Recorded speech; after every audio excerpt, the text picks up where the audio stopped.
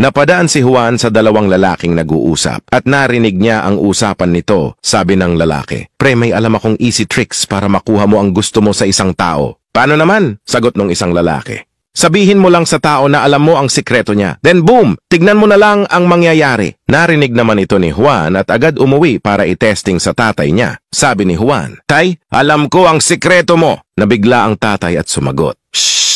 Ito ang 500. Huwag mo sabihin sa mama mo." Tuwang-tuwa si Juan dahil nagkapera siya kahit di niya naman talaga alam ang sikreto nito. Pumunta naman siya sa kanyang nanay. Sabi ni Juan, "Nay, alam ko ang sikreto mo." Kinabahan ang nanay at sumagot, "Shh! Bibigyan kita ng 1,000. Huwag mo lang sabihin sa tatay mo." Tuwang-tuwa si Juan dahil nagkapera na naman siya. Lumabas siya para gastusin ang pera at nakita niya ang kapatid ng tatay niya. Naisip niyang lokohin ito. Sabi ni Juan, "Tito, alam ko ang sikreto mo." Sumagot yung tito, "Buti alam mo na ang totoo. Lumapit ka sa akin at yakapin mong mahigpit ang totoong tatay mo."